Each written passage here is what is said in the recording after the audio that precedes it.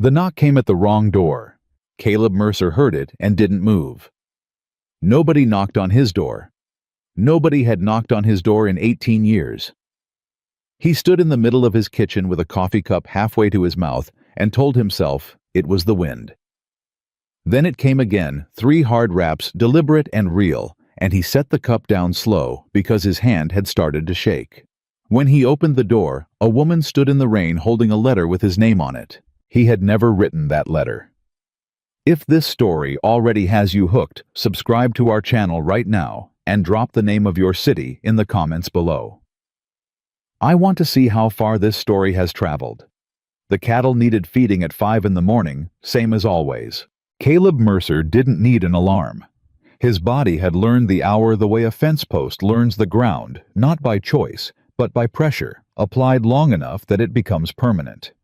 He was up before the sky turned gray boots on, before his eyes adjusted, coat pulled over his shoulders, while his breath made small clouds in the cold air of the cabin.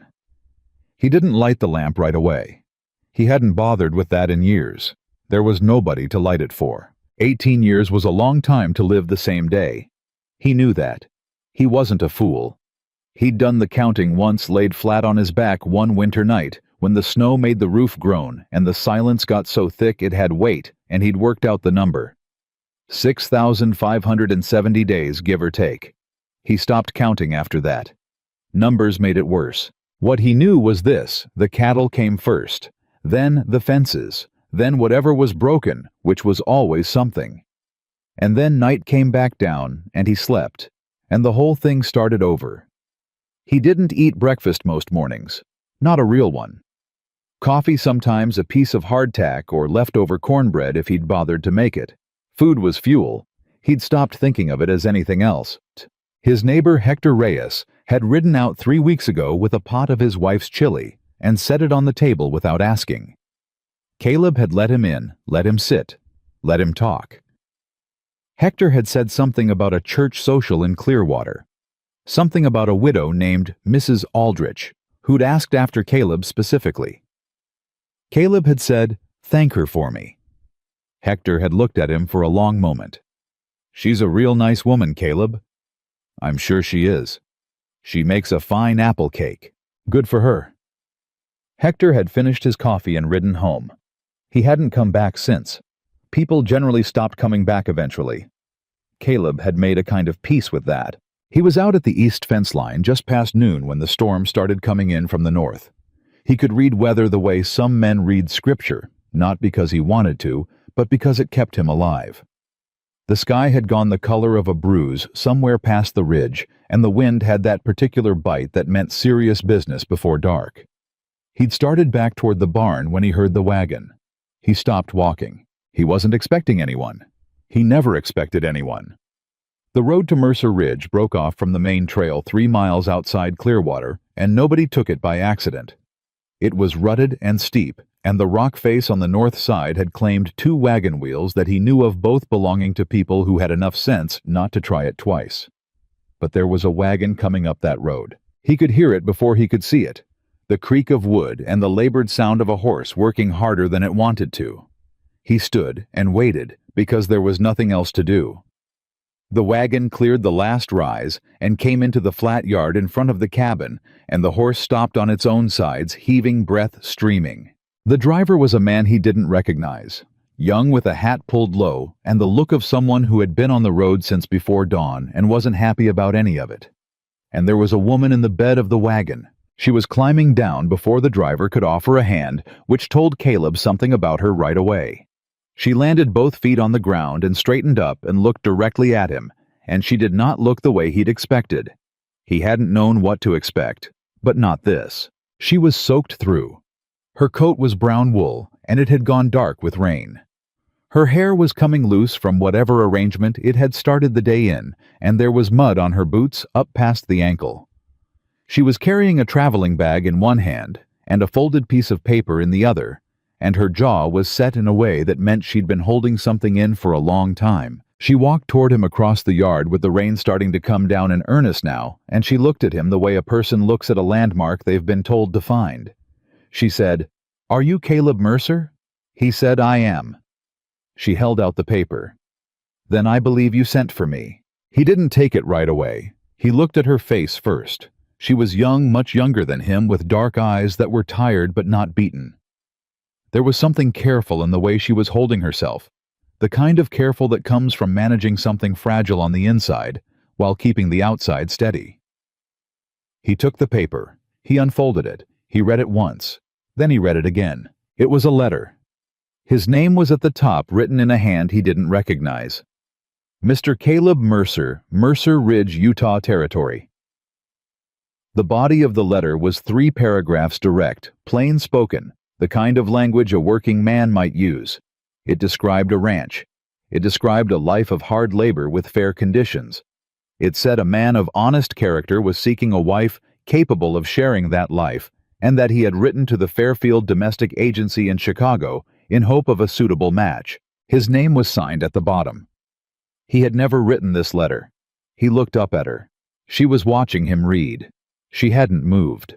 The rain was coming down harder now, and she hadn't flinched from it, which struck him as either very brave or very tired. He said, "Where did you get this?" "The agency." Her voice was steady. "They matched me to your letter in April. I've been traveling since the 14th, 11 days. From Chicago." "From Chicago." He folded the letter. His hands were very still. "Miss Whitfield, Clara Whitfield." "Miss Whitfield." He measured his next words carefully because he could see something fragile underneath the steadiness, now something that could crack if he wasn't precise. "I did not write this letter." The driver of the wagon shifted on his seat. A harness buckle rattled. Clara Whitfield did not look away from him. She said very quietly, "I beg your pardon. I have never written to any agency. I have never sought a wife through correspondence or any other means." He held the letter out toward her. "I don't know where this came from, but it did not come from me." She did not take the letter. He could see her processing it, not falling apart, not erupting, just standing very still the way a person stands when the ground has moved and they are deciding whether it is going to move again. Then she said, "The agency was legitimate. I verified them myself.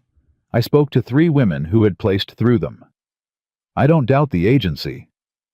"Then what are you saying?" "I'm saying someone wrote this letter in my name, and I don't know who."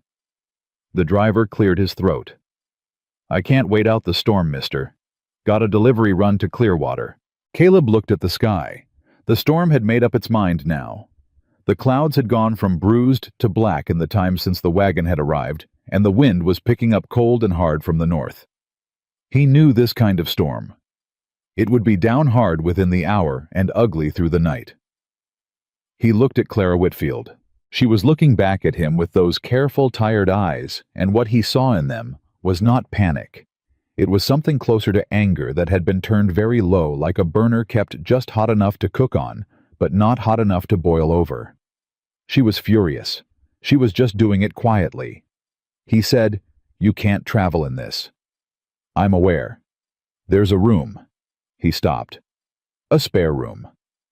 "I am not in a position to be choosy, Mr. Mercer." He nodded once, looked at the driver. "You'll want to move before it comes down hard." The driver didn't need to be told twice. He tipped his hat at Clara, turned the wagon, and was back down the road before Caleb could think of anything else to say. He and Clara Whitfield stood in the yard in the rain. She said, "I am not asking you to honor a letter you did not write." "Good. But I would appreciate not being turned out in a storm." "I said there was a room." She picked up her traveling bag. "Then let's go inside." He had not had anyone inside this cabin in a very long time. He was aware of it the moment he pushed the door open. Aware of the particular quality of the silence, the way it had settled into the corners and along the walls like dust. There were dishes stacked from 2 days ago. His coat from last week was hung over the back of a chair. The table had 2 stacks of ledger books and a broken bridle he'd been meaning to fix. He moved the ledgers, moved the coat. She stood in the doorway and took it in without comment, which he appreciated more than he could say. He put the coffee on because it was the only hospitable thing he knew how to do, and he stood at the stove with his back to her and listened to her set her bag down and pull out a chair and sit. She said. Who would have written it? He turned. What? The letter. Who would have had reason to do that? I don't know yet. But you're going to find out. It wasn't a question. He almost said that's not your concern, but stopped himself because it was her concern. She had traveled 11 days on the strength of that lie. Whatever she'd left behind in Chicago to make that trip, he didn't know what it was, but it had cost her something. He could see it in the way she held herself like someone carrying weight that wasn't supposed to show. He said, yes. She nodded once. He poured 2 cups of coffee and brought one to the table and set it in front of her. She wrapped both hands around it and didn't speak for a moment. Outside, the storm hit the roof like a curtain being dropped. She said, the letter described this place very specifically. The ridge, the grazing land, the altitude. She looked at him. Whoever wrote it knew you. That sat between them. He said, yes, they did. He pulled out the chair across from her and sat down for the first time, and he put his hands flat on the table and thought. Not many people knew the details of Mercer Ridge. He'd kept to himself long enough that his neighbors knew the shape of his life without knowing much of its interior. Hector Reyes, the feed merchant in Clearwater, the man who ran the telegraph office, and Jonas Miller. Jonas had known him since before the 18 years, before the silence. Jonas had been the one who'd ridden out with him to set the first fence posts on this land, back when Caleb had believed that building something was a reason to stay alive. Jonas had been at the grave. Jonas had been the one who said quietly on that day, "You're going to want to come back to town eventually." Caleb never had, but Jonas still rode out once or twice a year, still sat in that chair that Clara Whitfield was sitting in now, still drank his coffee and talked enough for both of them. He said more to himself than to her Jonas Miller. Clara looked at him. Who is Jonas Miller? An old friend. A friend who would do this. He picked up his cup, put it down without drinking. I don't know yet. She was watching him think, and she wasn't filling the silence with noise which he noticed. Most people couldn't sit in a silence like this one. She sat in it like she'd known worse. He said, "You sold everything to come here." It wasn't a question either. She looked at her coffee. "I sold what I had." Which was a pause. Just long enough to tell him it mattered. A boarding position, some furniture, a few books. She looked up. Not much, but it was mine. He said nothing. She said, "I'm not telling you that to make you feel guilty. I'm telling you because you asked, and I intend to be honest with you even if the circumstances that brought me here were not." He looked at her. He had not been looked at, not really looked at, not as a person someone was paying attention to in a very long time. It had a particular quality to it that he couldn't name, like a sound too close after years of quiet. He said, "I'll be honest with you as well, Miss Whitfield. Clara." Clara. He let the name sit where it landed. This ranch has not had a second person in it for 18 years. I don't know how to be hospitable. I know how to work, and I know how to be quiet. If you stay until the storm passes, I will not trouble you. She said, "And when the storm passes?" He said, "I don't know yet." She looked at him for a long moment, then she said, "That may be the most honest thing anyone has said to me in a very long time." He almost said something. He let it go instead. She was up before him the next morning. He heard movement in the kitchen while it was still dark, and lay still for a moment trying to remember what it meant before his mind came fully awake. Then he remembered, and the strangeness of it hit him like cold water. There was another person in the house. When he came out, she had the fire going and was standing at the stove with the coffee pot in her hand. She was dressed for work, not for visiting, not for propriety, in a plain skirt and a heavy blouse, with her sleeves pushed up and her hair pinned back in a practical knot. She looked at him like he'd walked into a room she'd been in charge of for years. She said, "The coffee's nearly ready. I didn't know what you ate in the mornings, so I made cornbread. There were enough supplies." He stood in the kitchen doorway and didn't say anything for a moment. "You didn't have to do that." "I know." She set the pot down. But I was awake, and idle hands trouble me. He sat down at the table. She poured the coffee and set a plate down without ceremony and sat across from him. Not serving him, sitting with him. The distinction registered somewhere. He said, "The storm's passed. I heard the wind die around 4. You can make it to Clearwater today if you leave by mid-morning." She broke a piece of cornbread and didn't answer right away. He said, "The stage runs from Clearwater east twice a week. I'll give you money for the fare, whatever the agency paid you for travel." "They didn't pay me for travel," she said evenly. "I paid my own way." He stopped. She said, "The arrangement was that you would reimburse travel costs upon arrival." She looked at him steadily. "Which is a reasonable arrangement with a man who sent the letter. Less reasonable given the current circumstances." He said, "I'll still cover it." "Why?" "Because it's right." "You didn't create this situation." "No, but you suffered it. That's different." She looked at him for a long moment. There was something moving behind her eyes, not gratitude exactly. Something more complicated than gratitude, like a calculation being revised. She said, "I'd like to stay until you found out who wrote that letter." He hadn't expected that. "Why?" "Because whoever did it owes me an explanation, and I would like to be present when they give it." He couldn't argue with that. He wasn't sure he wanted to. He said, "It may take a few days." "Then it takes a few days. It'll mean staying here." "I'm aware of where I am, Mr. Mercer." He said, "Caleb." She looked at him. Something shifted very slightly in her expression. Not a smile, not quite. More like a door opening a fraction. She said, "Caleb," and went back to her coffee.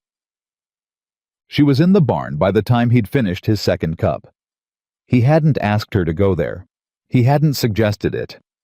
But when he walked out with the feed buckets, she was already inside moving along the stalls with the quiet attention of someone who understood animals. She didn't fuss over the horses, didn't talk to them the way people who weren't comfortable around them sometimes did. She moved at their pace, let them smell her hand, moved on.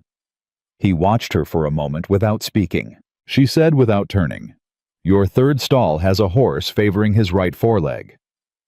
He stopped. "I know." "When did it start?" 2 days ago. It's the tendon, I think, not the hoof." "May I look at it?" He said, "Go ahead." She went into the stall and crouched down and ran her hands along the leg in a way that was practiced and sure, not tentative. The horse, a bay gelding, who was generally suspicious of strangers, stood for it. She said, "Soft tissue. You're right about the tendon. It's not torn, just strained." She looked up.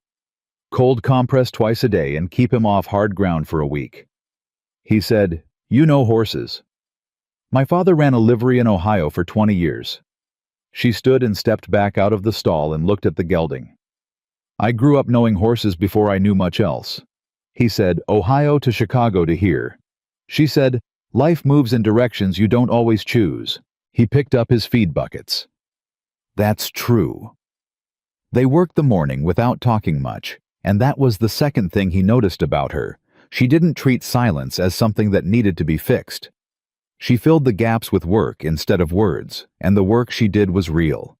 Not decorative, not the work of someone performing competence to make an impression. Just the work of a person who knew what needed doing and did it. By the time he came in at noon, something had shifted in the ranch that he couldn't name. A quality of the air, maybe. Something about the way a space feels when there is another person in it who is fully present. He didn't know what to do with that feeling. He put the kettle on and tried not to think about it. She found the photograph that evening. He hadn't hidden it. He'd just stopped looking at it so long ago that he'd forgotten it was in plain view on the shelf by the window. A small framed portrait, the kind a photographer in Clearwater had taken 15 years back, because Jonas had insisted and paid for it himself. She was standing by the window when he came in from the last evening check, and she had the photograph in her hands, and she was looking at it with an expression he couldn't quite read. She said, "This is you." "Yes." And the woman? He crossed to the stove without answering. She didn't press it. A moment later, she set the photograph down exactly where it had been, and he was grateful for that, for the precision of it, the respectfulness. She said quietly, "I'm sorry." He said, "For what?" "For whatever happened." He turned around. She was looking at him, not with pity, which he would have hated, and not with the particular soft-eyed sadness people deployed when they were performing sympathy. She was looking at him the way she'd looked at the horse's tendon, direct and real, and willing to see what was actually there. He said, "Her name was Ellie." He hadn't said that out loud in years. It dropped into the quiet of the room and just sat there. Clara said nothing. She didn't rush to fill it. She just let the name be present, which was more than most people had ever managed. He said, "She died 18 years ago. The baby too." A long pause. The fire settled. She said, "I'm sorry, Caleb." "So was I." He turned back to the stove and put his hands flat on either side of the warm iron and breathed. Behind him, he heard her move, not toward him, not away, just a small shift. The sound of a person staying present in a room where something difficult has been said. And that was enough. More than enough. More than anyone had offered him in a very long time. He rode for Clearwater the next morning before she was awake, and he rode with Jonas Miller's name sitting hot and low in his chest like a coal that hadn't quite caught. He had known Jonas for 31 years. He had trusted him the way you trust someone who was present at the worst moment of your life and stayed anyway. That kind of trust didn't break easy. But it bent. He was going to find out if it had broken. The ride to Clearwater took better than an hour, and he spent most of it running the letter back through his mind, the language of it, the details. Whoever had written it had known the ridge acreage, had known the type of cattle he ran, had known the altitude, the isolation, the specific language of a man who worked with his hands and didn't dress things up. There was only one person who knew all of that. He pulled up in front of Jonas's feed store at 9:30 and sat in the saddle for a moment before he dismounted. He thought about Clara Whitfield standing in his kitchen that morning, with her sleeves rolled up and her hands wrapped around a coffee cup, looking out the window at the ridge like she was trying to decide what she thought of it. He thought about the way she'd said Caleb when he'd offered her his name quiet, and considered like she was weighing it. He thought about the photograph on the shelf and the fact that she'd set it back exactly where it had been. He got down from the horse. He went inside. Jonas was behind the counter, and he looked up when Caleb came through the door, and what happened in his face in that moment was something Caleb would not forget for a long time. It wasn't surprise. It was something closer to the expression of a man who has been waiting for a consequence to arrive and is almost relieved that the waiting is over. Jonas said, "Caleb." Caleb put the letter on the counter between them. He said, "I need you to explain this to me." Jonas looked at the letter. He did not reach for it. He said, "Let me close up the store first." And that the way he said it, the way he didn't deny a single thing, told Caleb everything he needed to know before Jonas said another word. The letter was real. Jonas had done it. And somewhere back on Mercer Ridge, a woman who had traveled 11 days on a lie was feeding his horses and asking no one for anything. Caleb pulled out a chair from the table Jonas used for his ledgers, sat down in it, and waited. Jonas Miller closed the front door of the feed store, turned the sign to "Closed," and pulled the curtain across the window. He did all of it slowly, the way a man moves when he is buying himself time he knows he doesn't deserve. Caleb watched him do it without speaking. Jonas came back to the table and sat down across from him, and for a long moment neither of them said anything. The letter was still between them on the table. Jonas hadn't touched it. He looked at it the way a man looks at a thing he made with his own hands that he is no longer proud of. He said, "How long has she been out there?" Caleb said, 2 days. And she stayed. The storm kept her. Jonas nodded slowly. And now she's waiting for the truth. Caleb leaned forward. Same as me. Jonas put his hands on the table, both of them flat, and opened the gesture of a man surrendering before he's even asked a question. He said, "I wrote it in February. Took me 3 drafts before I got the language right. Had to sound like you." A pause. "That was the hardest part." "The hardest part," Caleb repeated. "Getting the voice right. You don't use many words, but the ones you use are specific. I had to think hard about Jonas." The name came out low and flat, and it stopped the older man cold. Why? Not a question. A demand with no room in it. Jonas looked at his hands. "I rode out to the ridge in January. You remember that?" Caleb remembered. Jonas had brought venison and a bottle of rye he never opened. They'd sat by the stove for 2 hours, and Caleb had said maybe 40 words total. "I rode home that night," Jonas said, "and I told my wife that you were going to die out there. Not from the cold. Not from an accident." He looked up. "From being gone already. Inside." Caleb said nothing. Margaret cried. "You know she doesn't cry easy." Jonas's jaw tightened. "She said, then do something. And I told her there was nothing to do. A man's got the right to live however he chooses, even if he's choosing to disappear." He paused. "But I kept thinking about it. Thinking about Ellie, about what she would have wanted for you." "Don't. Caleb. Don't put this on Ellie." His voice was very quiet. That quiet that had nothing soft in it. "She is not a reason you get to use." Jonas absorbed that. He didn't flinch from it, which was the only thing that kept Caleb from standing up and walking out. "You're right," Jonas said. "That was wrong of me. I'll take that back." He folded his hands together. "The truth is simpler and uglier. I couldn't watch you disappear for another year. I'd already watched you disappear for 18 of them, and I ran out of patience with doing nothing." Caleb said, "So you found a woman in Chicago and sent her to my door on a lie. I wrote to the agency under your name, paid the correspondence fee from my own pocket. I described the ranch honest, the work, the altitude, the isolation, all of it. I didn't make it sound like a pleasure post. I wanted a woman who knew what hard living looked like and wasn't afraid of it. And Clara Whitfield, I didn't choose her specifically. The agency matched her to the letter." Jonas met his eyes. But when they wrote back with her profile, what she'd done, where she'd come from, what she said she was looking for, I thought, "You thought." I thought she had the kind of backbone that wouldn't break against yours." The words landed in the silence and stayed there. Caleb stood up. He didn't do it fast, didn't knock the chair back. He just stood slowly with the particular control of a man who is keeping something very large and very dangerous from moving. He said, "She sold everything she had, Jonas. She sold her position. She traveled 11 days. She stood in my yard in the rain holding a letter that was supposed to tell her she had a home, and I had to look her in the face and tell her I had no idea who she was." Jonas closed his eyes. "She didn't cry," Caleb said. "She didn't fall apart. She stood there and she took it because she is that kind of person.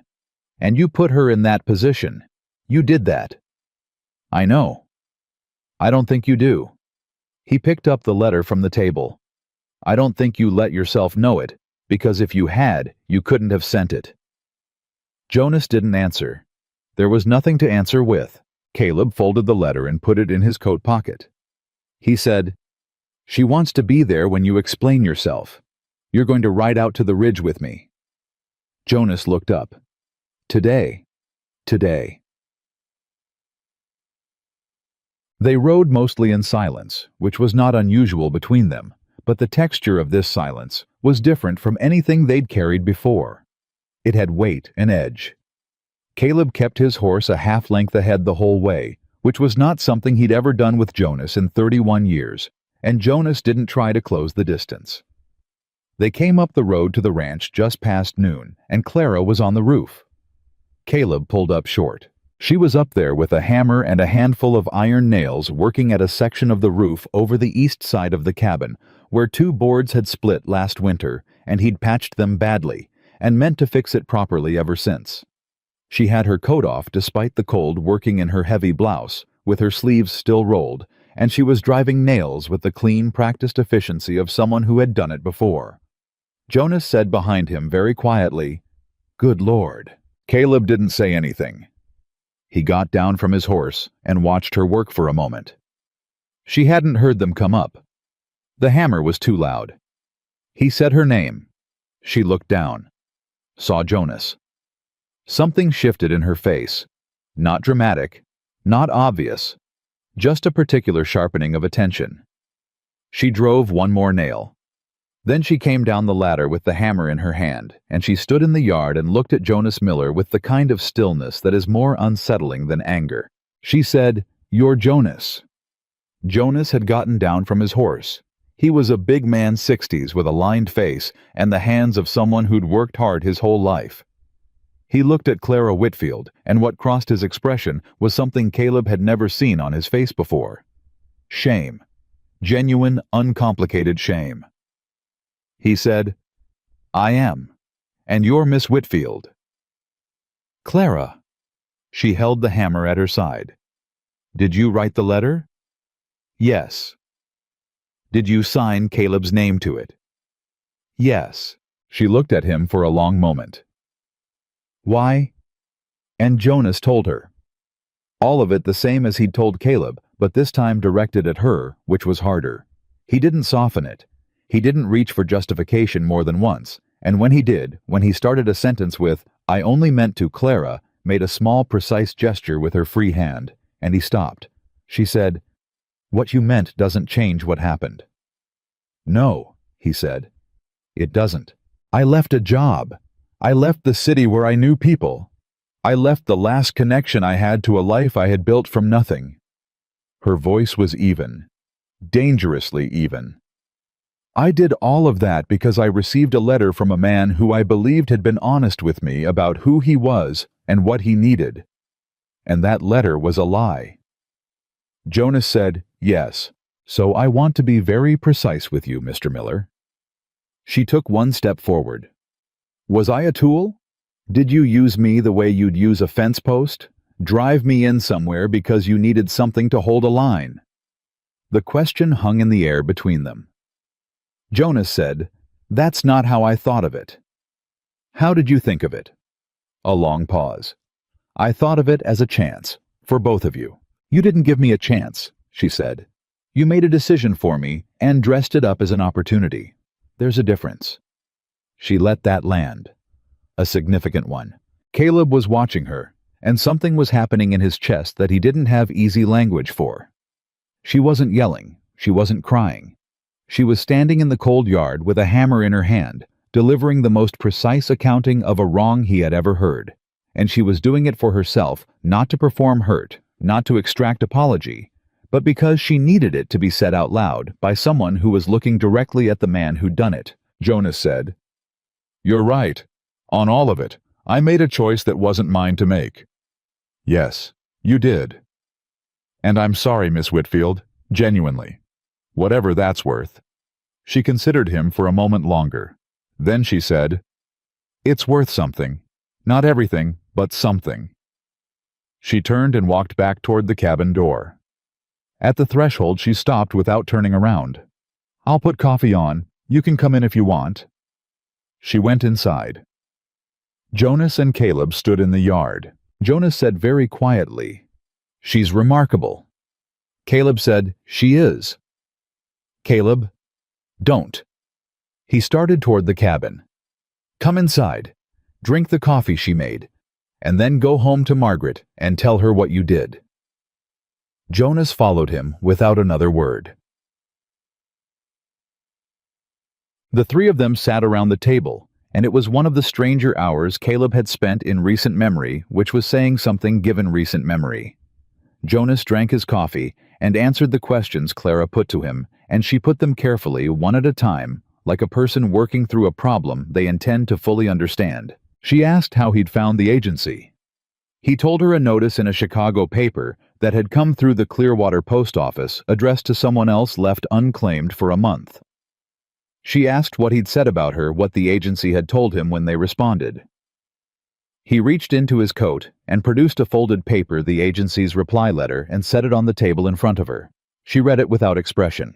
Then she set it down and put her hands in her lap and was quiet for a moment. She said, "They described me as capable, adaptable, and unencumbered by sentiment." A pause.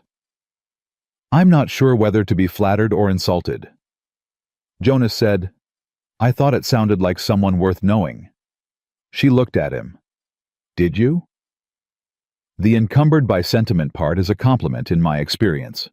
The women who aren't tend to be the ones who get things done. Something flickered across her face. Not quite a smile, the shape of one. She said, "You are a manipulative old man, Mr. Miller." "Yes, ma'am, I am." "And you did a wrong thing."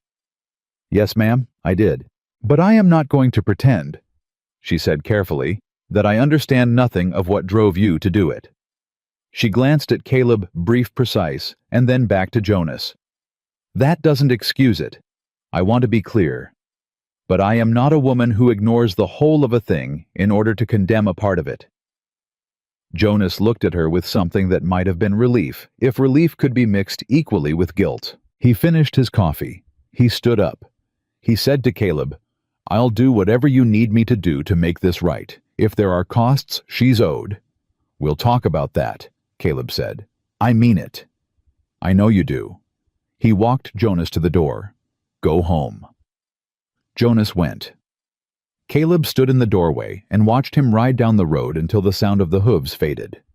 Behind him, Clara said, "You're angrier at him than you're showing." He turned. She was still at the table watching him. He said, "Yes." "Why aren't you showing it?" "Because it won't help anything." "Sometimes anger helps." "Not this kind." He came back to the table and sat down. "This kind just burns the house down." She looked at him for a long moment. "You've had practice at it." "At burning houses down." "At managing the kind of anger that wants to." He said, 18 years of practice." She nodded once slowly. "What are you going to do about him?" "Nothing right now. He's been my friend for 30 years. That doesn't vanish over one—" He stopped. "Over what he did?" "No," she said. "It doesn't vanish, but it changes shape." He hadn't thought of it that way. He thought of it that way now. He said, "What do you want to do about your situation?" She was quiet.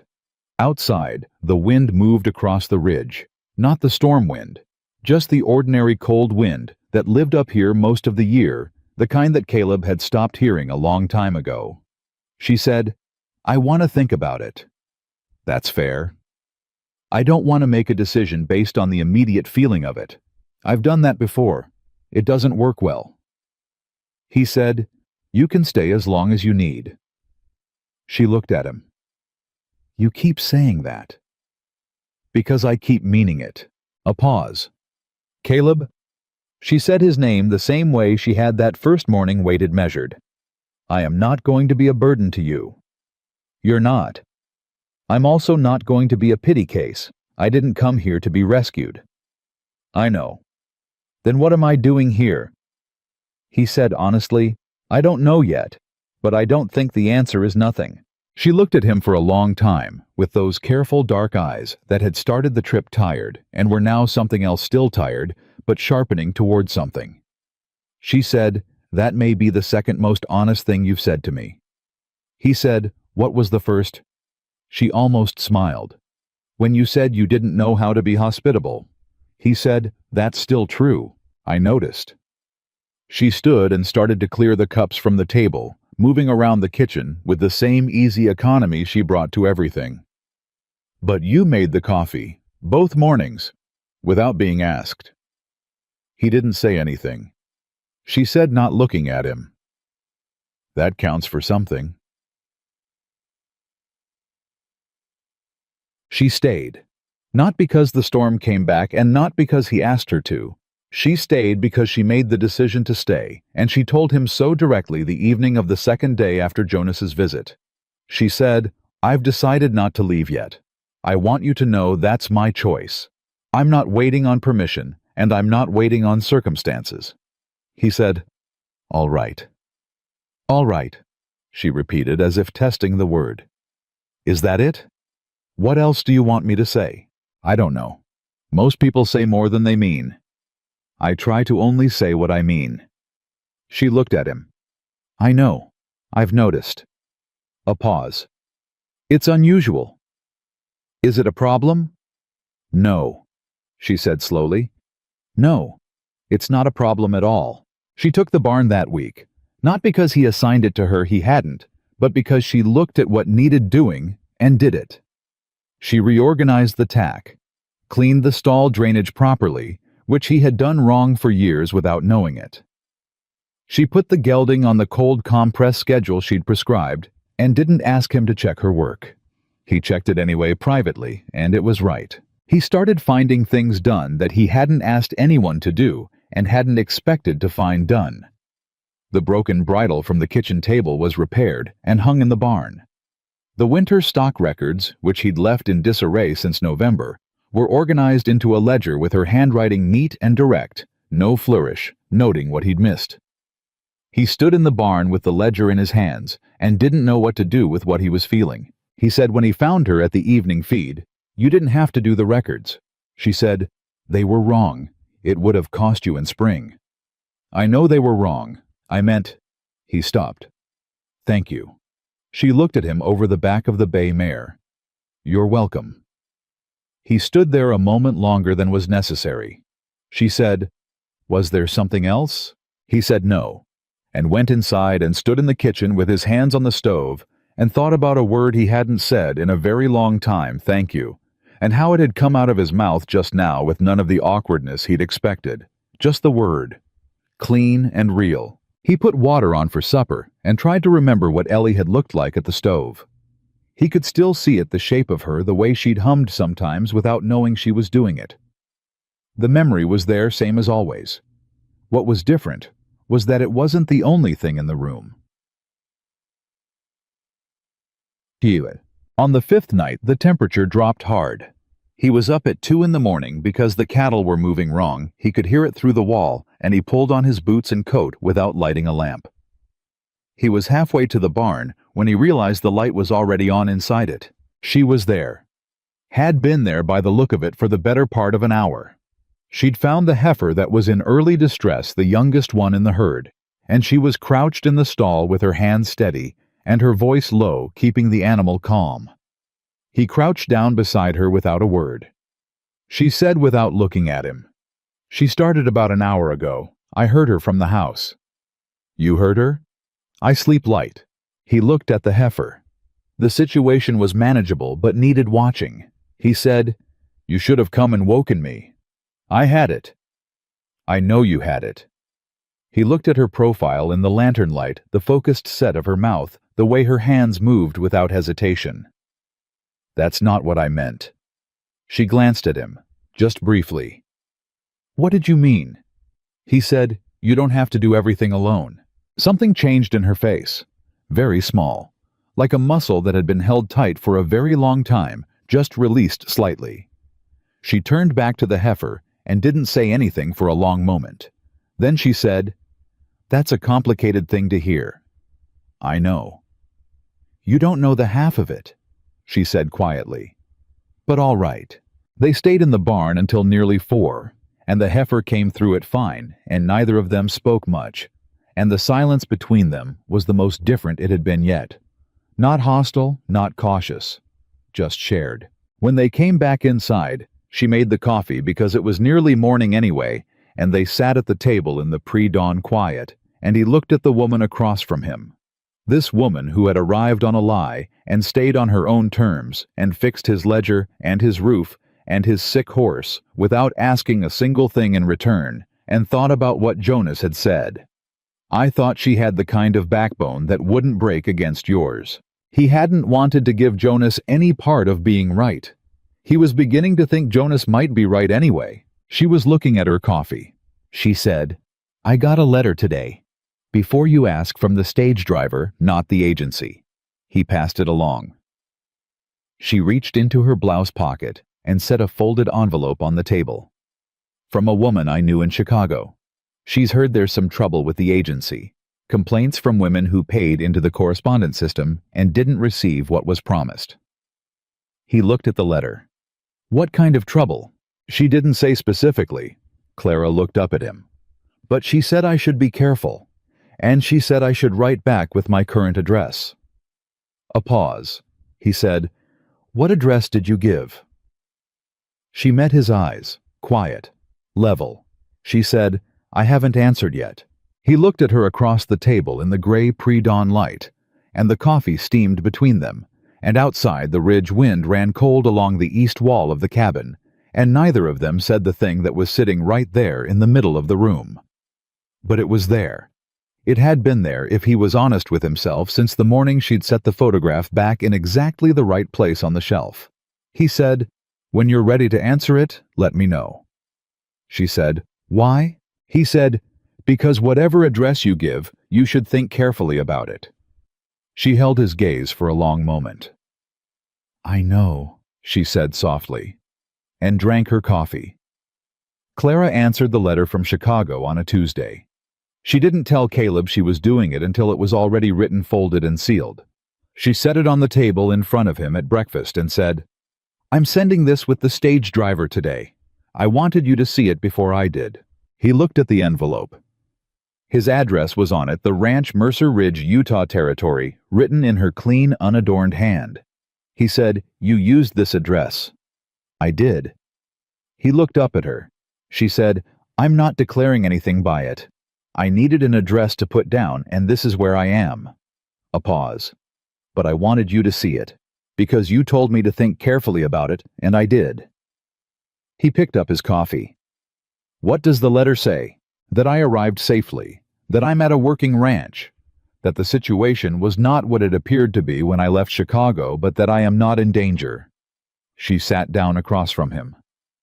And that if there is trouble with the agency, she should write me here because I intend to know about it. He set the cup down.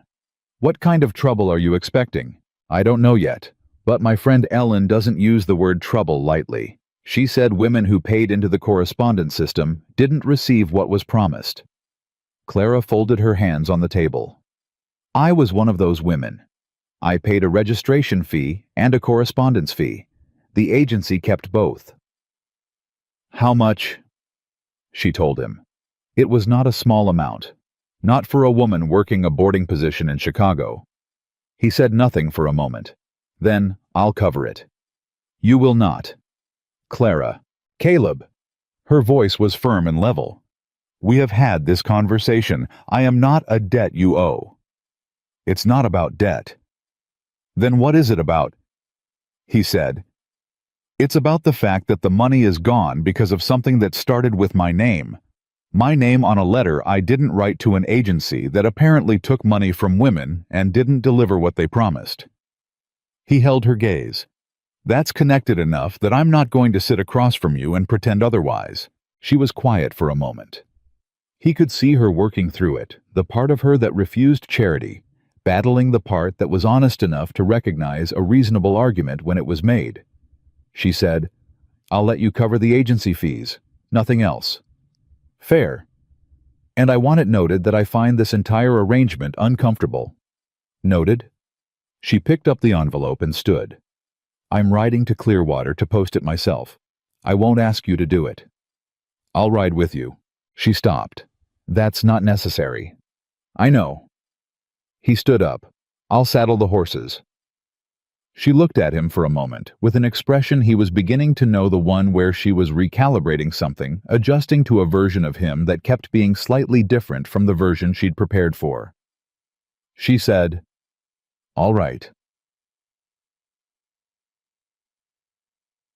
They rode into Clearwater side by side, and it was the first time Caleb had ridden that road with another person in longer than he could precisely remember. The town registered their arrival the way small towns register everything, with looks that were just slightly too long and conversations that paused just slightly too obviously. He saw it. He was certain she saw it too, because she saw most things. At the post office, while she was at the counter with her letter, he heard Mrs. Aldrich, who ran the dry goods next door and served as Clearwater's primary transmission system for all information, say to no one in particular, quite loudly, Is that Caleb Mercer with a woman? Clara at the counter did not react. He did not react. But when they came back out to the horses, she said without looking at him, "How long has it been since you came to town with anyone?" He said, "Long time. They'll talk. They will. Does that bother you?" He thought about it honestly. No. She looked at him. No? They've had nothing to say about me for 18 years. Let them talk. He untied his horse. Does it bother you? A small pause. I've had people talk about me before. I survived it. What did they talk about? She mounted her horse with the ease of someone who'd done it 10,000 times. A woman who doesn't marry when she's supposed to and doesn't explain herself to anyone tends to generate commentary. She settled in the saddle. I stopped listening to it a long time ago. He said, "How long?" "About 10 years. She looked down the road. I was 16 when people started telling me who I should be. I gave it a fair trial. It didn't suit me. He said, "What happened when you were 16? She was quiet for a moment. Long enough that he thought she might not answer. Then she said, "My father's livery failed. We lost everything, the business, the house, all of it. My mother wanted me to marry a man in town who had money and could support the family. He was 43 years old, and he looked at me the way a man looks at a property he's considering purchasing." Caleb said nothing. "I said no," Clara continued. "My mother didn't speak to me properly for 2 years. The man told people in town that I had ideas above my station." She looked at him. He wasn't wrong. I did have ideas above my station. That's what I was carrying when I got on the train to Chicago at 18 with $11 and a traveling bag. He said, "The same bag you came here with." "The same bag." A pause. "It's been a useful bag." They rode for a while without talking. The road ran flat between them and the ridge, and the sky was the particular clear cold blue that came after a hard storm had scrubbed everything clean. He said, "You were right about Jonas." She glanced at him. "Which part?" "When you said you understood something of what drove him." He kept his eyes on the road. "I didn't want to give him that, but it's true." "You were disappearing," she said quietly. "Not as an accusation, just as a fact." He said yes. "Had you noticed?" Long pause. "I'd noticed I didn't much care, which I think amounts to the same thing." She rode beside him and didn't say anything immediately. When she spoke, her voice was careful. "My father did that. After the livery. He was there physically. He came to meals. He slept in his bed. But the part of him that had been present, that had been interested in things, it was gone." She paused. "He never came back from it." "Not really." Caleb said, "I'm sorry." "He lived another 12 years. 12 years of being elsewhere." She said it the way someone says a thing they've thought about many times without ever quite resolving. "I used to wonder what it would have taken, what could have gotten through." He said, "You think Jonas thought about that? I think Jonas watched you disappearing and did the only dramatic thing he could think of." She looked at him. "I still think it was wrong. I'll go on thinking it was wrong. But I understand the desperation underneath it." He said, "So do I." "Does that change anything between you and him?" He thought about it honestly. "Not yet. Maybe eventually." A pause. "Jonas doesn't do things for bad reasons. That's the hardest part. If he were a bad man, it would be simpler." She said, "The worst wrongs are always done by people who think they're doing right." "Yes. It doesn't make the wrong smaller." "No," he said. "It doesn't." They came up the long rise toward the ridge, and he looked at the shape of the land the way he always did, coming home the particular fold of the terrain, the way the ridge caught the light in late afternoon. He had looked at it 10,000 times, and it had never meant anything beyond the next day's work. Right now, coming up the road with another person riding beside him, it looked different. He couldn't have said precisely how. The second letter from Chicago arrived 10 days later. This one wasn't from Ellen. The handwriting on the outside was different, thicker, more formal, and the return address was a law office on State Street. Clara stood at the table and opened it carefully, and Caleb stood near the stove and watched her face as she read. She read it once, then she sat down. He said, "What is it?" She set the letter on the table. She put both hands flat on either side of it, and for a moment she just looked at it, and he could see something working in her face that she was keeping very controlled. She said, "The Fairfield Domestic Agency in Chicago is under investigation for financial fraud." He came to the table, sat down across from her. They collected registration and correspondence fees from over 60 women across 4 states. Her voice was steady, careful. The fees were substantial in most cases. The agency represented itself as having a large pool of legitimate correspondence partners, ranchers, merchants, landowners seeking wives. She paused. Most of those partners did not exist. The kitchen was very quiet. Caleb said, "The letter Jonas sent made me a legitimate placement, one of the few real ones." She looked up at him. "Which means the agency used my placement to prove they were a functioning service. They showed my file to other women as evidence. My case was one of the ones they pointed to." Something tightened in her jaw. "I was their proof of concept." He said, "What does the law office want?" "They want a sworn statement. They're building a civil case on behalf of the women who paid fees for services that were fraudulent." She straightened the letter on the table. "They need to know what I received, what I paid, what happened when I arrived." A pause. "And they want me to testify to the fact that I was matched to a real person, which distinguishes my case from the others." "Meaning your testimony helps their case?" "Yes." "And puts you in the middle of it?" "Yes." She looked at him. "In Salt Lake City, in front of a federal hearing officer, probably within 2 months." He said, "Will you go?" She said without hesitation, "Yes." "Even knowing you'll be the face of the legitimate case, the one they hold up as real while the others were fake, especially knowing that." Her voice had an edge to it now, not anger exactly, but the heat of something deeply decided. "Those women lost money they couldn't afford to lose. Some of them made the same choices I did, left jobs, moved, sold things. On the strength of a lie that institution told them." She picked up the letter. "If my testimony helps them recover what they're owed, I will travel to Salt Lake City and say every word of it." He looked at her. She looked back at him. He said, "I'll go with you." She blinked, just once. "You don't have to do that." "I know." "Caleb, Salt Lake City is 3 days' travel. You'd be gone from the ranch nearly 2 weeks. I know what Salt Lake City is. The cattle. Hector Reyes owes me 12 days of help from last spring. I'll call it in." He held her gaze. "You shouldn't travel that road alone, and you shouldn't walk into a federal proceeding without a character witness if one is available." She said very quietly, "You would do that." "I'm telling you I will." Something moved through her face. Not quite what he expected.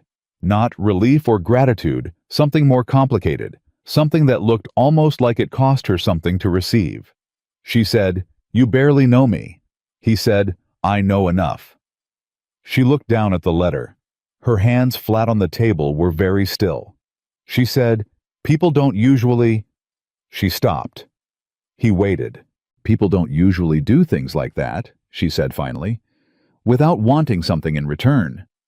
He said, "I don't want anything in return." "I know." She looked up. "That's what I mean." He said Clara. He said her name the way she'd taught him to, like it mattered, like it was worth the air it took.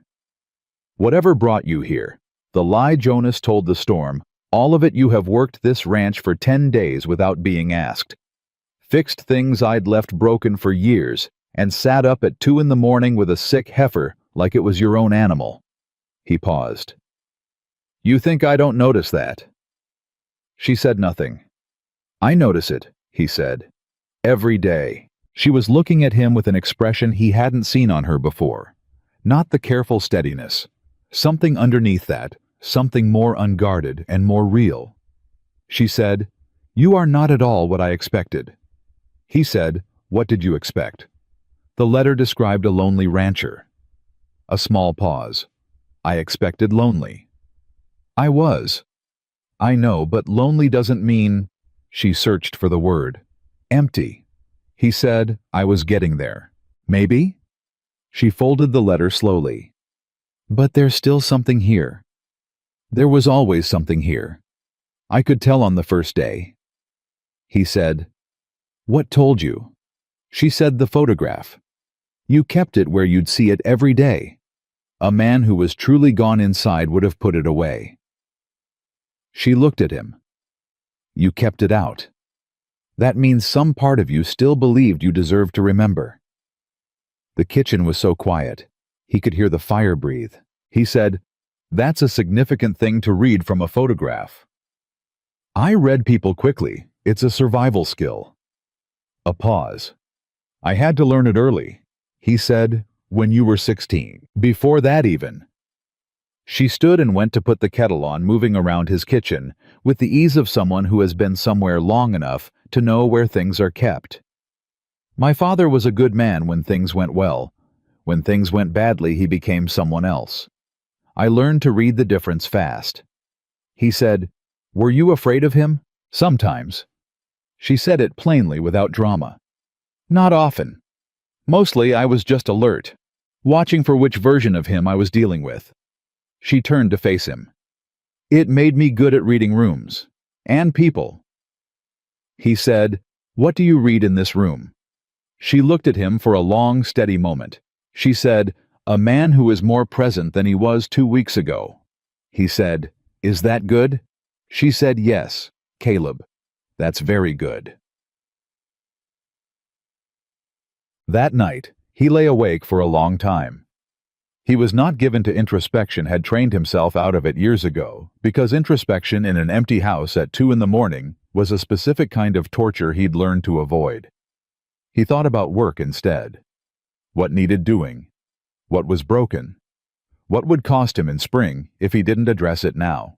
But tonight his mind kept returning to the table, to her hands flat on either side of that letter, to the way she'd said people don't usually do things like that without wanting something in return, and the way it had sounded not suspicious, not defensive, but genuinely surprised. Like someone encountering a thing they'd read about but never actually seen up close. He thought about being 16 years old and watching your father become someone else and learning to read the difference fast. He thought about $11 and a traveling bag and Chicago at 18. He thought about 10 years of people talking and her saying, I stopped listening to it a long time ago.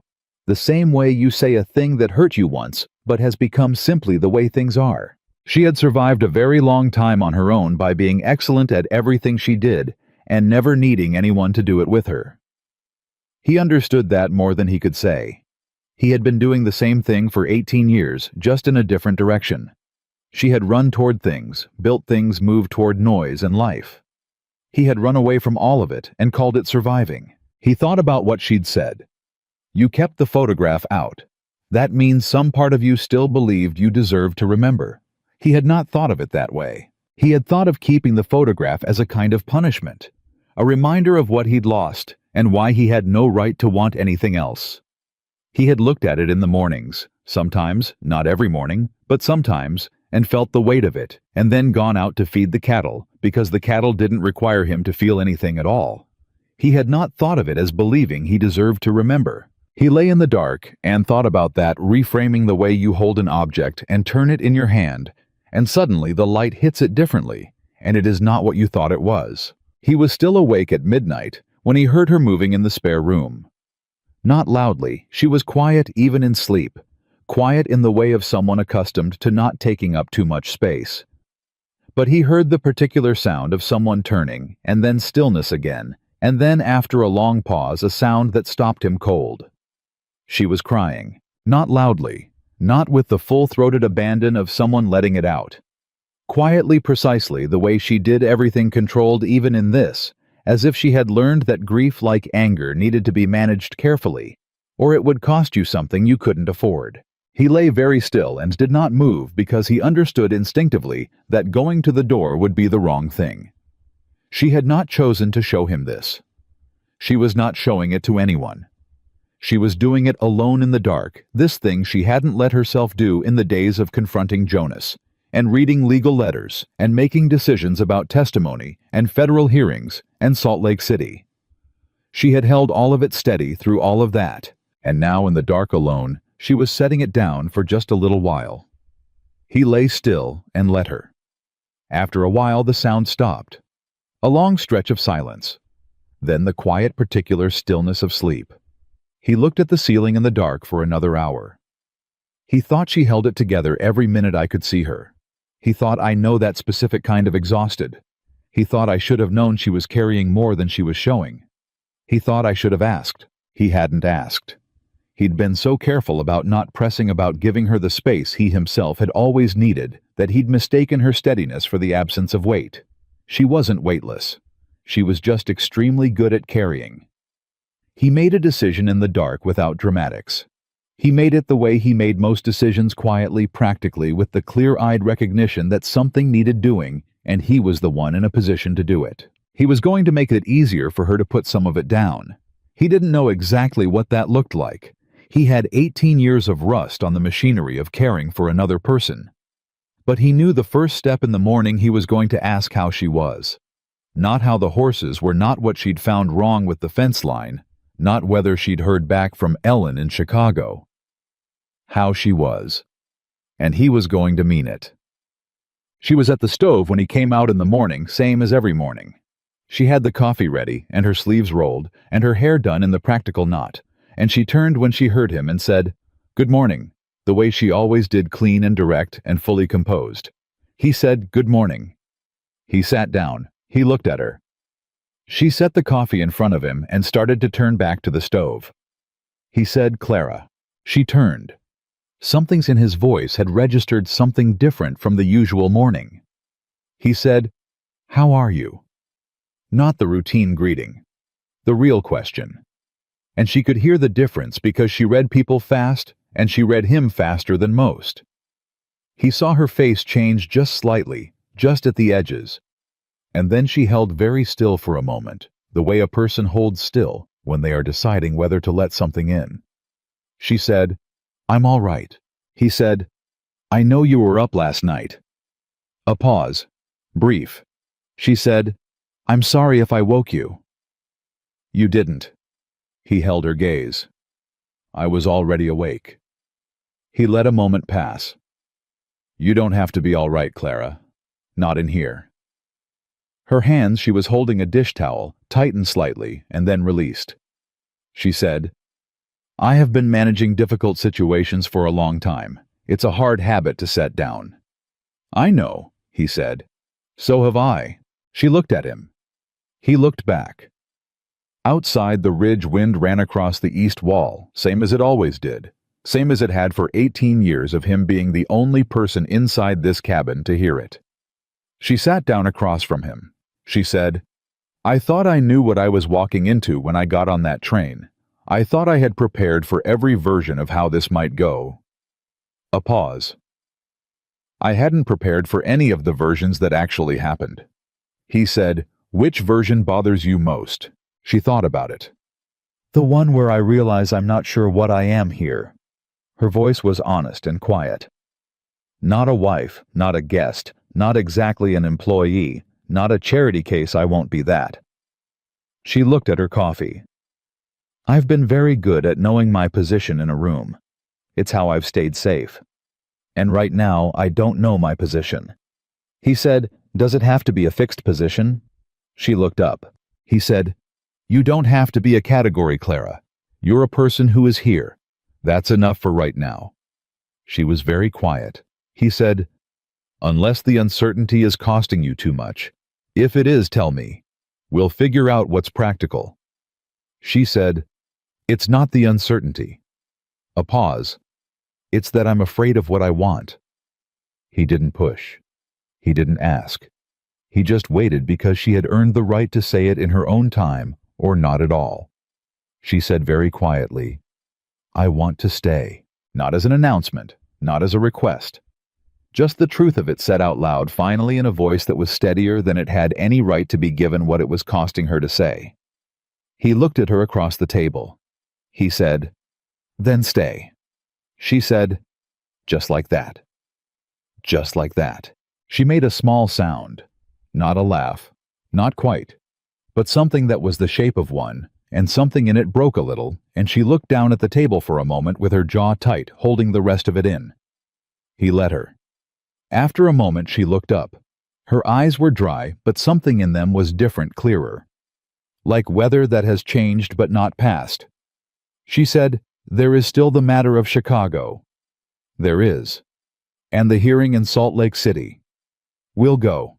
And the money from the agency." "Clara." He said it firmly, not harshly, just the voice of a man who is done negotiating certain things. "We will handle all of it, one piece at a time." She looked at him for a long moment. Then she said, "You keep saying we." He said, "I keep meaning it." Outside the ridge caught the early light, the way it did every morning, same as it always had. But inside the cabin, something had settled quiet and real into the spaces that had been empty for a very long time. She picked up her coffee. He picked up his. And the morning came in around them the way mornings do when something has finally been said that needed saying. And the house, for the first time in 18 years, felt like a place where two people lived. The third letter from Chicago arrived on a Friday, and this one was not from Ellen. Clara was in the barn when the stage driver passed it to Caleb at the gate, and Caleb stood in the yard and read the outside of the envelope and felt something cold move through him that had nothing to do with the temperature. The return address was the same State Street law office, but there was a second name below the firm's, a name he didn't recognize. Special Investigator U.S. Marshal's Office, Northern District of Illinois. He waited until she came in for the midday meal before he set it on the table. She saw his face first, then the envelope. She said, "That's not from the lawyers." "It's from the Marshal's Office. Joint letter." She sat down and opened it without hesitation, and he watched her read it the way he'd watched her read the first one straight through, no visible reaction, processing everything before she let any of it show. This time, though, something shifted in her face halfway down the page. Something he hadn't seen before. She set the letter on the table. He said, "Tell me." She said, "The fraud is larger than the lawyers indicated in the first letter. Significantly larger." She pressed her fingertips flat against the page. The agency was operated by two men. One managed the correspondence end, the fake listings, the letters, the fee collection. The other was a solicitor who managed the funds once they came in. She looked up. They didn't just take registration fees. They offered some women an additional service, a guaranteed placement fund. Women paid into it on the promise that the fund would be held in trust and returned if no match was made within 1 year. He said, and it wasn't. It wasn't. The fund was dissolved into a private account in St. Louis within 2 months of the agency opening. She picked up the letter again. 63 women paid into it. Total amount taken roughly $19,000. The number landed hard in the quiet kitchen. He said, "Did you pay into the fund?" A pause. "Yes." He kept his face still. "How much?" She told him. He said nothing for a moment. Then, "Clara, I know." Her voice was controlled. "I know how much it was. I knew when I paid it that it was most of what I had. But the documentation looked genuine. I had a lawyer in Chicago look at it, a real lawyer, and he said the trust instrument was properly formed." She set the letter down. They were very good at what they did. He said, "The Marshal's Office. What do they want from you? Full testimony. Not just the civil hearing, a criminal proceeding." She met his eyes. "They're charging the two men with wire fraud and theft by deception under federal statute. They need witnesses who can speak to specific representations the agency made." She paused. "My case is the one they want most because I actually arrived, because the placement they used to legitimize their operation was mine." He said, "They used you to make the whole thing look real." "Yes." The word came out flat and precise and very cold. "Every fraudulent listing they showed to other women, they backed up with the documentation of my case. I was the proof that the agency worked. I was the reason 62 other women believed it was safe to pay. He stood up and walked to the stove. Not because he needed anything from it, because he needed to move, needed to put somewhere the particular anger that was building in his chest. Not the hot, wild kind. The cold, quiet kind that he had learned over 18 years was far more dangerous. He said, "When do they need you in Salt Lake City?" 6 weeks. Same hearing. The civil and criminal proceedings have been consolidated. 1 trip. She paused. Caleb, there's something else. He turned. She said, "The marshal's investigator indicates in the letter that the man who managed the funds, the solicitor, has connections in Utah Territory. He moved money through a bank in Ogden. They believe he may know I'm here." She held his gaze. "Not specifically here, but that I traveled west. The agency had my destination address from the correspondence they sent me before I left Chicago." He came back to the table, sat down, looked at the letter. He said Mercer Ridge. It was in the original correspondence the agency sent confirming the match. They had the address. He was quiet for a moment. Then he said very evenly, "How long have you known this was possible?" She said, "Since the second letter, when they mentioned Ogden." A pause. "I didn't want to alarm you without more information." Clara, "I know. That was not your decision to make alone." She looked at him. Something in her face was the same expression from the first night, the one he'd come to understand meant she was recognizing a version of him that contradicted her expectations. She said, "You're right. I'm sorry." It was the first time she'd apologized to him for anything, and the directness of it, the lack of qualification, landed with more weight than he'd expected. He said, "All right," and meant it. He looked at the letter again. "What does the investigator recommend?" "That I not travel alone. That I notify local law in Clearwater." She paused. "And that I consider that my presence at this address may draw attention before the hearing." He said, "Meaning they might come here. Meaning it's possible." He put the letter down. He looked at his hands on the table, the calloused, weathered hands of a man who had spent 18 years doing only the work that kept himself alive. He thought about what those hands had done in the last 3 weeks. Fixed the fence at the north pasture with her. Rebuilt the tack shelf in the barn while she reorganized the winter feed records. Passed her tools up a ladder while she finished the roof repair she'd started alone. He said, "I'm going to ride to Clearwater this afternoon and speak to the sheriff." She said, "I'll come with you." "I'd rather you stay." "Caleb." Her voice was quiet but absolute. "I am not staying behind while you handle my situation." He looked at her. She said, "I have been managing my own difficulties since I was 18 years old. I will not stop now because things have become more complicated." He said, "I know you've been managing them alone. I'm not asking you to stop managing them. I'm asking you to let me stand next to you while you do." The kitchen went very quiet. She said carefully, "There's a difference." "Yes, there is." She was still for a long moment. Then she said, "All right, we ride together."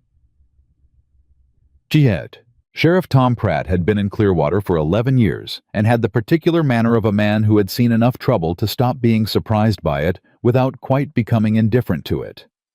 He listened to Caleb lay out the situation without interrupting, then read the marshal's letter twice, then set it on his desk and looked at Clara. He said, "Miss Whitfield, how certain is the investigator that the solicitor knows your specific location?" Clara said, "Not certain, but they believe it's possible. And the man's name is Harlan Voss, according to the letter." Pratt looked at Caleb. "You know anyone in the territory by that name?" "No." "I'll wire the marshal's office in Salt Lake today." He folded the letter and passed it back to Clara.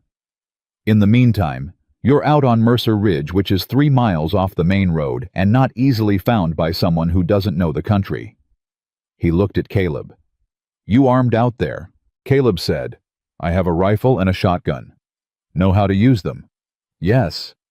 "Miss Whitfield," Clara said without changing her expression, "my father ran a livery in Ohio. We had trouble with theft 3 times in 6 years. I can handle a rifle." Pratt looked at her for a moment with the expression of a man recalibrating. Then he said, "All right. I'll have one of my deputies ride out every few days to check the road. I'll send word if the marshal's office responds with anything specific." He stood. "Try not to let yourselves get isolated. If anything looks wrong, don't manage it alone, ride for town." Clara said, "Understood." Pratt shook Caleb's hand. Then he turned to Clara and shook hers, which she accepted without comment, and which Caleb noticed Pratt did without thinking about it, as if it was the obvious thing to do, the natural conclusion of a conversation with a person who had just demonstrated complete competence. Outside they mounted and started back up the road to the ridge. After a while, Clara said, "You didn't tell him the whole of how I came to be here." Caleb said, "It wasn't relevant to what he needed to know." She looked at him. "You protected Jonas. I protected you from having to explain it to a man who didn't need to know." A pause. "Jonas can explain himself to Tom Pratt if it becomes necessary. Today, it wasn't." She rode beside him in silence for a moment. She said, "Thank you." He said, "Don't thank me for doing the obvious thing. It isn't obvious to everyone. It should be." That evening, Jonas Miller rode out unannounced for the first time since the confrontation in the yard, and Caleb saw him coming up the road and stepped outside to meet him before he reached the cabin. Jonas pulled up. He looked at Caleb's face and said, "I heard from Tom Pratt. He wired me after you left his office because he thought I might know the territory around Ogden better than you do." A pause. "He told me what's in that letter." Caleb said, "All right." "Caleb," Jonas leaned forward on his horse, "I need to say something, and I need you to let me say it. Say it. What I did writing that letter, I thought the worst that could happen was she'd arrive. You'd explain the mistake, and she'd go home with enough money for the fare." He held Caleb's gaze. "I did not foresee that my letter would become the instrument these men used to legitimize their fraud. I did not know the agency was corrupt. I did not know any woman would lose money." His voice dropped. "I did not know Clara Whitfield would lose everything she had." Caleb said, "No, you didn't know. But she did, because of something I set in motion." "Yes." Jonas was quiet for a moment. "Is she all right?" "She's Clara. She's functioning at full capacity while carrying more than most people could stand." He paused. "She's not all right. But she's not broken. What can I do?" Caleb thought about it. Not the angry, reflexive answer, the real one. "You know the territory between here and Ogden better than I do. If you're willing to ride that stretch and ask around quietly about a man named Harlan Voss, that would be useful." Jonas straightened. "I'll leave tomorrow morning. Don't tell Clara you're doing it." "Why not?" "Because she'll insist on coming with you, and I need her here." Jonas looked at him for a long moment. Something in the older man's face shifted, not quite a smile, not quite relief. Something between them that was more complicated than either. He said, "You need her here." Caleb said, "Don't make it more than I said." "I'm not making it anything." Jonas turned his horse. "I'll send word from Ogden." He rode. Caleb stood in the yard until the sound of hooves faded. He went inside. Clara was at the table with the marshal's letter spread open in front of her, and a piece of paper beside it where she'd been making notes in her clean, direct hand. Dates, amounts, names, the sequence of every interaction she'd had with the agency from the first letter to the last. Building testimony, organizing evidence, doing the work of preparing her own case with the same systematic efficiency she brought to the stock records and the barn maintenance and everything else. He sat across from her. She didn't look up immediately. He said, "Jonas was here." She looked up then. He told her what Jonas had said. Not all of it, not the part about her losing everything. She knew that already. He told her what Jonas had offered and what he'd agreed to. She put her pen down. "You sent him to Ogden." "I asked him to look around, quietly, without telling me." "I'm telling you now." She looked at him for a long moment. He held the look because this was one he'd learned to hold, the one where she was deciding whether to push back or accept the decision. She said, Did you know I would be upset about it? I knew you'd prefer to have been consulted. Then why didn't you? He said, because I made a judgment call. Jonas is 60 years old and knows that territory and owes you a debt he can't pay any other way right now. You sending him feels different from me sending him. I thought it would be cleaner this way. He paused. If I was wrong, tell me. She was quiet for a long moment. Then she said, You weren't wrong, and picked up her pen. He watched her go back to her notes. The fire settled. Outside the ridge, wind moved across the east wall. He thought about Jonas saying, I need her here, and about himself saying, don't make it more than I said, and about the fact that Jonas had looked at him and said it anyway. He said, Clara. She looked up. He said, after Salt Lake City. After all of this is over, what do you want? She put the pen down again. She looked at him the way she looked at a problem she had been avoiding. She said, What do you mean? When the hearing is done and the case is resolved and your testimony is given. He kept his voice level the way you keep your voice level when you're asking something that matters. What do you want then? She said. That's a very large question. I know. You're asking me to think past Salt Lake City when I'm still managing what's in front of me. I know that too. She looked down at her notes, then back at him. I want... She stopped, started again. I want a place that is mine. I have not had that, not truly. The boarding house room wasn't mine. Chicago wasn't mine. The life I built there was good, but it was provisional, always provisional. She paused. I want something that doesn't feel like it could be taken away if the circumstances changed. He said, What would that look like? She looked at him steadily. You know what it would look like, Caleb. He said, Yes, I do. Neither of them said the next thing. It was there fully present in the room between them, and they both knew it, and neither of them reached for it yet, because the ground between where they stood and where that thing lived still needed crossing carefully. But they both knew the direction. 3 days later, everything changed. Jonas's wire came into Clearwater at noon, and Sheriff Pratt sent a deputy out to the ridge with it, which told Caleb before he opened it that it was not a routine update. He read it at the gate with the deputy waiting. He read it twice. Then he went inside and found Clara in the barn and said, Come inside, now. She came. She read his face on the way in, and by the time he put the wire on the table, she was already sitting, already braced. He sat across from her and said, Harlan Voss is not in Ogden. Jonas found 3 people who knew of him. He left Utah Territory 2 weeks ago. He paused. They believe he went east. But one of Jonas's contacts, a freighter who runs between Ogden and Salt Lake, said Voss made inquiries before he left. About Clearwater. Clara said, About Clearwater. And the road to Mercer Ridge. The kitchen was completely still. She said, He knows I'm here. Apparently. She said, Why would he come here? The criminal proceeding is going to happen regardless of whether I testify. Without your testimony, the case against him is weaker.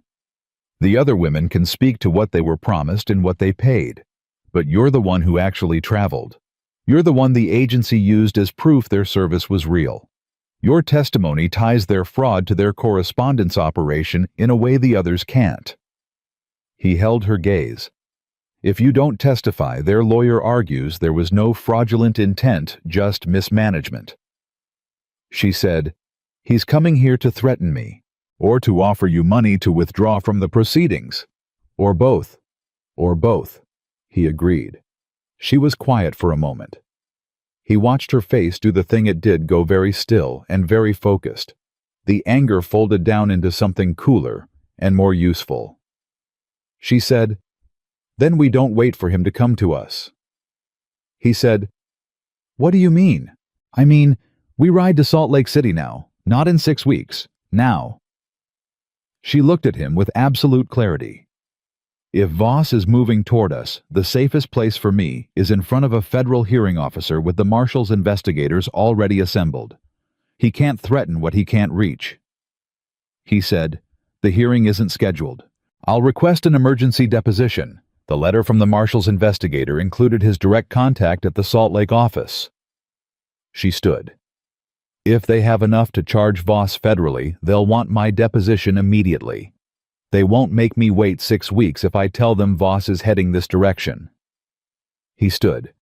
How long to prepare? 1 day. I'll wire Hector Reyes tonight about the cattle, and I'll write to the investigator. She was already moving toward the table toward her paper and pen, the same focused efficiency she brought to everything. Caleb. He stopped. She said without turning. I need you to understand something. He waited. She said, I am not running because I'm afraid of Harlan Voss. She turned to face him. I'm going to Salt Lake City because it is the smartest move available to me, and because I intend to stand in front of that hearing officer and say everything I know and make sure those 62 women get back what was taken from them. Her voice was very quiet and very certain.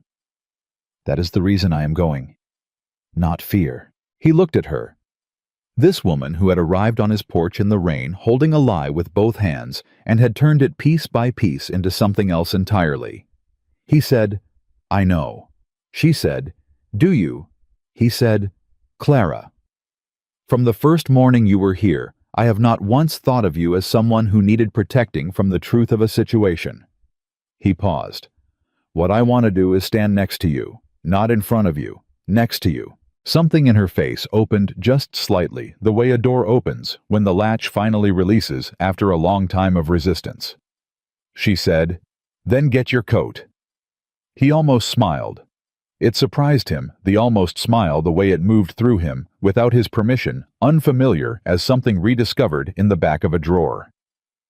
He got his coat. They left the next afternoon with the horses saddled and a week's supplies and the marshal's wire confirming an emergency deposition date in Salt Lake City in 4 days. Pratt's deputy had ridden the road out to the junction and reported nothing unusual, but Caleb rode the first hour with his rifle across his saddle and his eyes on the tree line, and Clara rode beside him without comment. An hour out from the ridge, she said, I've been thinking about something you asked me. He said, which thing? What I want, after. He kept his eyes on the road. And, she said, I want to come back here. The words were simple. She said them the way she said most important things, directly, without ornament, in the voice of someone who has thought it through completely and is now simply reporting a conclusion. He said, to Mercer Ridge. Yes. He said, why? She looked at him with the expression she wore when she thought a question was unnecessary, but was willing to answer it anyway. She said, because in 3 weeks on that ridge, I have felt more settled than I have felt anywhere since I was a child, and didn't know yet that things could be taken from you. She paused. And because the ranch needs 2 people, I think you know that. He said, I've managed alone for 18 years. I know. And look at the state of the roof. A pause. And the stock records. And the east fence line. He said, are you criticizing my ranch management? I am stating observable facts about your ranch management. He said, the roof was on my list. It was on your list for how long? A pause. 2 winters. She made a small sound. 2 winters. It was structurally sound. It was aspirationally sound. She looked at him. Caleb, you needed help, not rescue help. There is a difference, and you know it. He said, I know the difference. Then stop arguing with the conclusion. He rode in silence for a moment. Then he said, the spare room is too small. She looked at him sharply. He said very deliberately, looking at the road ahead. If you're going to be on the ranch properly, the arrangement ought to be proper, which means a conversation I am not prepared to have on horseback 3 miles from Clearwater. She was quiet for a long, precise moment. Then she said, all right. He said, all right. They rode. The sky above the territory was that particular blue, cold and wide and clear, and the road stretched ahead of them toward Salt Lake City and a federal hearing and a man named Harlan Voss, who had made a significant miscalculation in deciding to come looking for Clara Whitfield. Because Clara Whitfield was not, as it had turned out, the kind of woman who waited to be found. She was the kind who rode out to meet whatever was coming and made sure she got there first. And for the first time in 18 years, Caleb Mercer was not riding alone. The weight of that, the simple physical, undeniable fact of another person beside him on this road, settled into his chest the way something settles when it belongs exactly where it has landed. He did not say anything about it. He didn't need to. She was already there. They rode into Salt Lake City on the third evening, and the city felt like a different world from Mercer Ridge. Louder, faster, full of the particular noise of people who had places to be, and didn't question why. Caleb had not been in a city this size in years, and he felt the edges of it pressing against him, the way crowds always had too much happening in too many directions at once. Clara rode beside him without flinching. She had been in cities. She knew how to move through them. At the hotel, a respectable establishment, the marshal's investigator had recommended in his wire, she signed the register under her own name, Clara Whitfield, without hesitation. The clerk looked at Caleb. Caleb said, "Mercer, separate room." The clerk gave them rooms on the same floor at either end of the hall, and Caleb carried both traveling bags up the stairs without being asked, set hers outside her door, and said, "The investigator's office is expecting us at 8 in the morning." She said, "I know. I wrote the wire." He said, "Get some sleep." She looked at him with the particular expression she wore when he said something she found both unnecessary and oddly considerate. She said, "You too." He didn't sleep much. He lay on the hotel bed and listened to the sounds of the city through the wall, and thought about Harlan Voss, about the road they'd traveled, about the east fence line on the ranch that still needed 2 more posts set before winter came down hard. He thought about the conversation they hadn't finished on horseback outside Clearwater, the one about the spare room and proper arrangements, and the sentence he'd left deliberately incomplete. He thought about what it meant to want something again after 18 years of wanting nothing. It felt dangerous. That was the honest truth of it. Not dangerous the way Voss was dangerous, not the threat of a man who had reason to want Clara silent. Dangerous the way standing on the edge of something irreversible was dangerous. The way you stood at the top of a steep grade and understood that once you started down it, there was no going back to where you'd been. He had been standing at the top of that grade since the morning she'd said, "I want to come back here." Maybe longer. Maybe since the night she'd sat up with the sick heifer, and he'd crouched beside her in the barn and said, "You don't have to do everything alone." He got up before dawn and went downstairs and drank bad hotel coffee and waited for morning to arrive. The marshal's investigator was a compact, precise man named Aldridge, who had the manner of someone who had conducted enough interviews to stop being impressed by complexity and start being impressed only by clarity. He shook Caleb's hand, shook Clara's, and led them into a small office with a stenographer in the corner and a stack of files on the desk that represented apparently 8 months of investigation into the Fairfield Domestic Agency. He said to Clara, "Miss Whitfield, thank you for coming early. Your wire indicated a possible threat from Harlan Voss moving toward your location in Utah Territory." Clara said, "That's correct.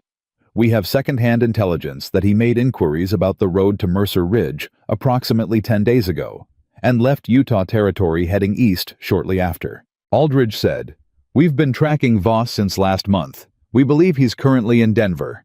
He opened a file. "We have a federal warrant for his arrest pending the deposition testimony. Once we have your statement on record, we can move on him regardless of where he surfaces." Clara said, "Then let's not waste time." Aldridge looked at her for a moment with something that might have been appreciation in a man who allowed himself such expressions. He opened his ledger. "Let's begin." Caleb sat against the wall and listened to her give her testimony, and it was one of the most precise things he had ever witnessed. She did not editorialize. She did not dramatize. She laid out facts in sequence, dates, amount-specific representations the agency had made, the exact language of the guarantee they'd given for the placement fund, with the same systematic efficiency she brought to the stock ledger. The stenographer's pen moved fast and didn't stop.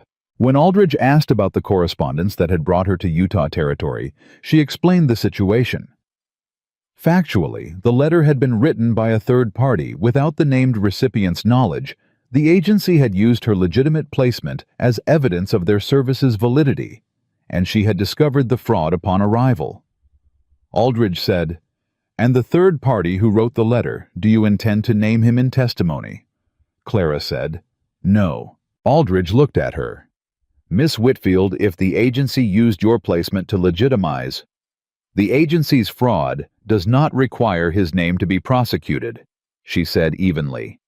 "What the agency did with my placement was their choice, not his. He wrote a letter he had no right to write. He did not participate in a financial fraud scheme. Those are separate matters, and I will not conflate them." Aldridge was quiet for a moment. He said, "That's your final position?" "It is." He made a note. "All right." Caleb looked at his hands in his lap and said nothing. She had just protected Jonas Miller from a federal investigator without being asked. She had done it precisely and without softening the acknowledgement of what Jonas had done wrong. He thought she is the most exact person I have ever met. He thought I have no idea what I did to deserve being in the same room with her. The deposition took 3 hours. When it was done, Aldridge closed his ledger and said, "This is the strongest testimony we have in this case. I want you to know that." Clara said, "What happens to the women who paid into the fund? If the prosecution is successful, and with your deposition, I believe it will be, the court will order restitution from the liquidated assets of the solicitor's accounts. Every woman who can be located and verified will receive repayment." He paused. "Including you." Clara said, "Use mine for the ones who need it more." Aldridge looked at her. "You're entitled to—" "I'm aware of what I'm entitled to." She stood. "I'm telling you what I want done with it. Find the women who can't afford to wait for the court's timetable. Use it there." Aldridge said after a moment, "I'll note your preference in the record." She shook his hand. "Thank you, Mr. Aldridge." She turned and walked to the door, and Caleb stood and followed her, and they were in the hallway before he said quietly, "You just gave away your restitution." She said, "I know what I did. That was most of what you had." "I have a roof over my head," she said. "A structurally sound one now." The ghost of something crossed her face. "Most of those women don't." He walked beside her down the hall. He said, "Clara." She stopped. He said, "I need to say something, and I need you to let me finish before you respond." She turned to face him. Her expression was careful and open. He said, "You have been on my ranch for 3 weeks. In those 3 weeks you have fixed things. I left broken for 2 years, organized records I was losing money on, and saved a heifer that would have cost me badly in spring. You have done all of it without being asked and without expecting anything in return." He paused. "You just gave away the money those men owed you to women who needed it more, which is the most Clara Whitfield thing you have ever done." Another pause. "I want you to come back to Mercer Ridge. Not as a boarder, not as a hired hand. I want you to come back because it is your home if you want it to be, and because I am asking you not with a letter someone else wrote, and not out of obligation. I am asking you directly right now in this hallway, as clearly as I know how to say anything." She looked at him. The hallway was empty. Somewhere below them, the city was making its city sounds, but up here, it was just the two of them, and the thing that had been building since the first morning. She'd made cornbread without being asked. She said, "Are you asking me to marry you, Caleb Mercer?" He said yes. She said, "In a hotel hallway in Salt Lake City." He said, "I told you I don't know how to be hospitable." Something broke open in her face. Not tears, not laughter, but the thing between them. Some quality of held breath released all at once, and she looked at him with those dark eyes that had been tired when she arrived and were not tired anymore. Not in the same way tired now, in the way of someone who has carried something a long way and has finally found the place to set it down. She said, "Yes." He said, "Yes." She said, "I just said yes, Caleb. Don't make me repeat it." He said, "All right." She said, "All right."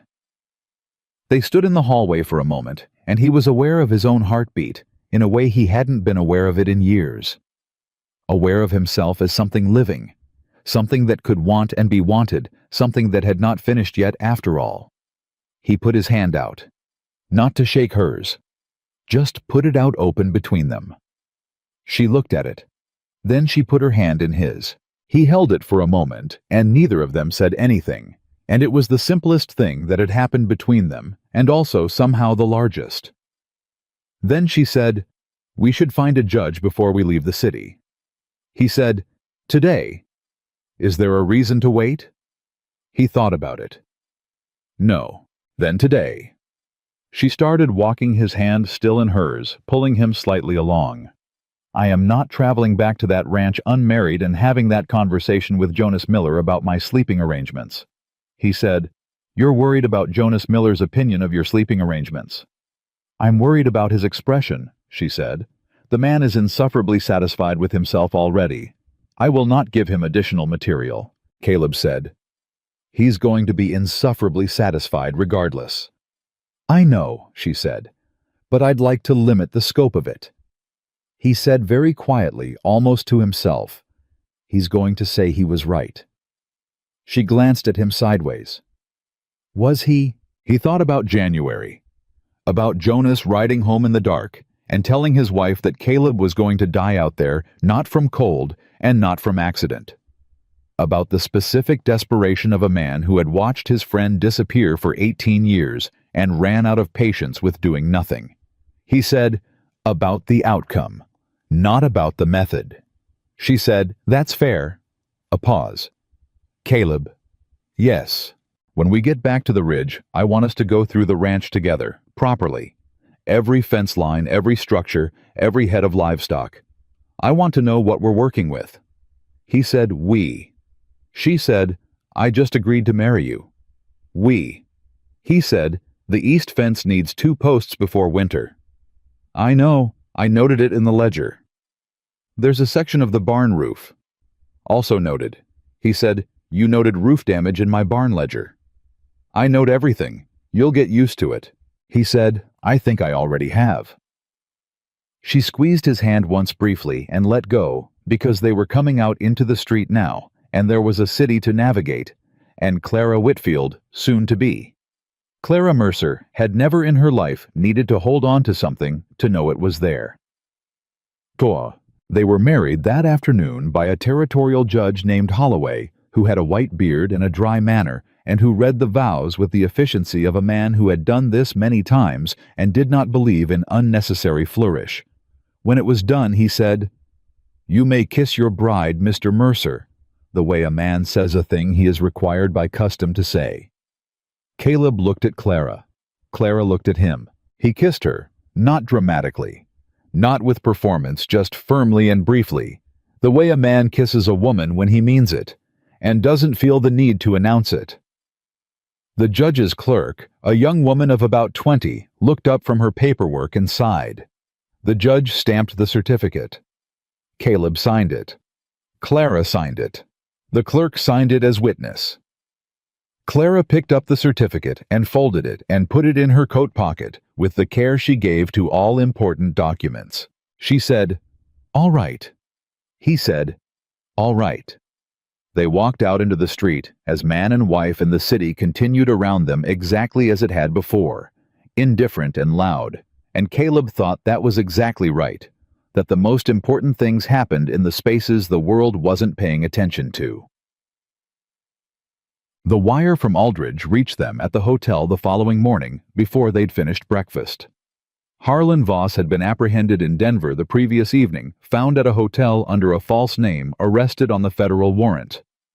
He had not reached Utah territory. He had never gotten close. Clara read the wire and set it on the breakfast table and drank her coffee. Caleb said, "How do you feel?" She said, "Like I would have preferred he tried to come to the ridge." He looked at her. She said, "Because then I'd have had the opportunity to demonstrate that the rifle skills I mentioned to Sheriff Pratt were not an exaggeration." She picked up her coffee cup. "But I am also relieved that 62 women will get their money back, and that man will spend the next several years explaining himself to a federal court, so." She drank. satisfied. He said, "We can head back today." She said, "After breakfast." He said, "After breakfast." They left Salt Lake City in the early afternoon with the sky clear and cold, and the road running west and north toward home. Home. He had been calling it that for 18 years, without it feeling like the word meant what it was supposed to mean. It had been a location, a function. The place where the cattle were, and the fences were, and the silence was. He tried the word now in his mind with her riding beside him on the road home, and it meant something entirely different. He said, "When we get back." She said, "I want to take down the wall between the spare room and the main room. Make the space larger." He kept his eyes on the road. "It was always too small. I built it wrong the first time." She said, "That sounds like a two-person job." "It is." "Then we'll do it together." He said, "It'll take a week probably. We'll need to shore up the beam." She said, "I know how to shore up a beam." He said, "I know you do." She said, "Caleb." "Yes. Stop being surprised by what I know how to do." He said, "I'm not surprised. I'm—" He paused, looking for the word. "Grateful." She was quiet for a moment. Then, "So am I." They rode. Jonas Miller was in the yard when they came up the road to Mercer Ridge 2 days later, sitting on the fence post with his hat on and his hands in his coat pockets, and Caleb would have bet money that he had been receiving updates from Hector Reyes about their expected return and had timed his arrival accordingly. Clara saw him and said under her breath, "Insufferable." Caleb said, "Completely."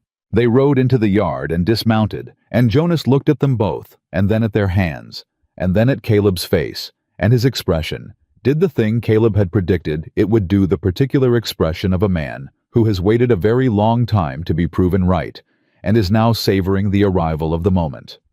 He said, "Well." Caleb said, "Don't." Jonas said, "I'm just saying well. I'm just—" Clara handed her reins to Caleb without looking at Jonas, and said, "Mr. Miller, before you say whatever you are preparing to say, I want to be clear about something." Jonas looked at her with the wary attention of a man who has learned in recent weeks that this woman's clarity was something to take seriously. She said, "What you did was wrong. I have not changed my position on that, and I will not." He said, "I know. The fact that it produced an outcome neither of us predicted does not retroactively make it right." "I know that too." "Good." She looked at him steadily. "Now, Caleb tells me you've been a friend to him for 31 years, which means you are by extension someone I should probably know properly." She paused. "So I'll put the coffee on, and you can come inside and meet me as a person, rather than as a consequence of your actions, if you're willing to make that distinction." Jonas looked at Caleb. Caleb said, "I'd say yes." Jonas turned back to Clara. He said, "Miss Whitfield." She said, "Mrs. Mercer." A beat of silence. Something moved through Jonas's face. Something that was not simple satisfaction, not the insufferable smugness Caleb had predicted, but something deeper and more complicated. Something that looked a lot like what a man feels when he has done a wrong thing for the right reason, and the universe has, against all reasonable expectation, been kind about the outcome. His eyes went bright, just briefly. He said, "Mrs. Mercer." She said, "The coffee will be ready in 10 minutes." And went inside. Jonas stood in the yard. Caleb took the horses to the barn without saying anything. Jonas followed after a moment and stood in the barn doorway while Caleb unsaddled. Jonas said, "How was Salt Lake City?" "Efficient." "The hearing?" "Done. Voss was arrested in Denver. The women will get their restitution." "And Clara?" "She gave her restitution to the ones who needed it more." Jonas was quiet for a moment. Then he said, "She did." "Don't say anything." "I'm not saying anything." "You're thinking it very loudly." Jonas was quiet for another moment. Then carefully, "Caleb, I am going to say one thing, and then I will not say it again, and you can be angry at me for it if you need to be." Caleb kept working. "Say it." "I'm sorry for how I did it. I will always be sorry for how I did it. A pause. But I am not sorry that she's here. Caleb set the saddle over the rail. He stood with his back to Jonas for a moment. He said, I'm not sorry either. Jonas said nothing. Caleb said, But you are never going to do anything like that again, to me or to anyone. No, Jonas said, I'm not. Good. He turned and picked up the feed buckets. Jonas said, She's going to be a formidable woman to be married to. Caleb said, I know. You're prepared for that. Caleb thought about 3 weeks of her fixing things he'd left broken, and noting roof damage in his barn ledger, and sitting up at 2 a.m. with a sick heifer, and delivering testimony to a federal investigator with the precision of someone who had spent a lifetime preparing for exactly that kind of moment. He thought about her standing in the hotel hallway saying, I just said yes, don't make me repeat it. He thought about the certificate folded in her coat pocket, carried with the same care she gave to everything important. He said, I've been surviving alone for 18 years. I think I can manage being alive next to her. Jonas was quiet for a moment. Then he said very quietly, Good. That's good, Caleb.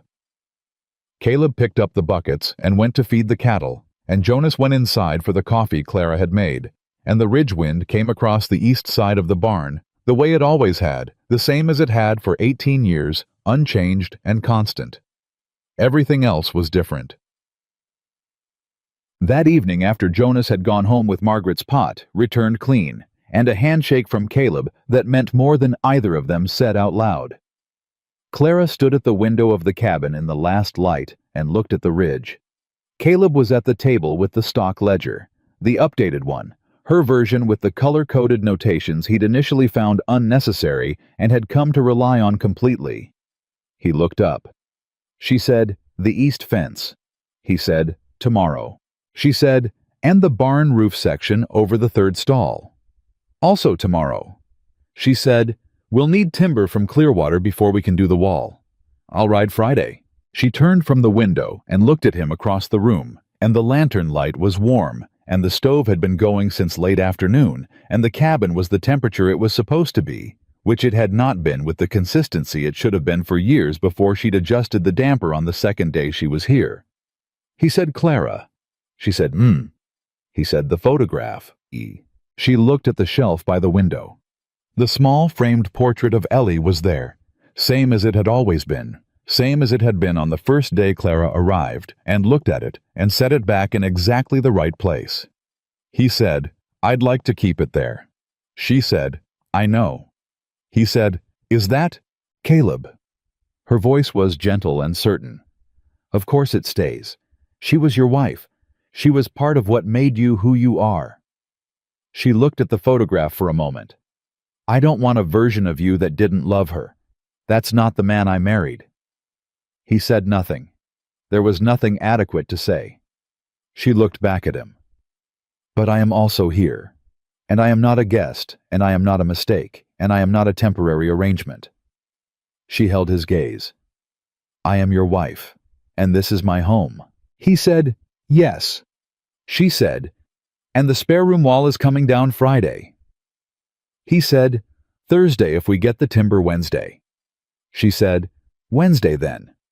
She came to the table and sat across from him and picked up the pen he'd set down, and she made a note in the ledger, Timber Wednesday, Clearwater, in her clean, direct hand. He watched her write it. He thought about January and Jonas riding home through the dark and the specific weight of 18 years of silence accumulating in a room until the room itself forgot what it had been built for. He thought about a knock at the wrong door. He thought about a woman standing in the rain, holding a lie with both hands, and how that lie had been the last true thing between them. The last untrue thing, rather, because everything after it had been real. Every word, every morning, every hour in the barn, every silence that was shared instead of solitary. She set the pen down and looked at the ledger. She said, we'll need to buy 2 more heifers before spring if you want to grow the herd the way the records suggest you should. He said, I know. She said, I have opinions about the breed. He said, "I assumed you did." She said, "Do you want to hear them?" He looked at her across the table. This woman who had arrived on a storm-soaked evening, holding a letter he'd never written, who had turned his broken, silent, deliberately diminished life into something that resembled what it had always been intended to be.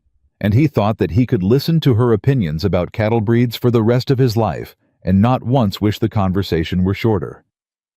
He said, "Tell me." And she did. And outside the ridge held the last of the daylight, the way it always had, indifferent and steady and unchanged. While inside the cabin that had been silent for 18 years, two people sat at a table and made plans for spring. He had not received a wife by mistake. He had received a second life through one, and this time he intended to live it all the way to the end.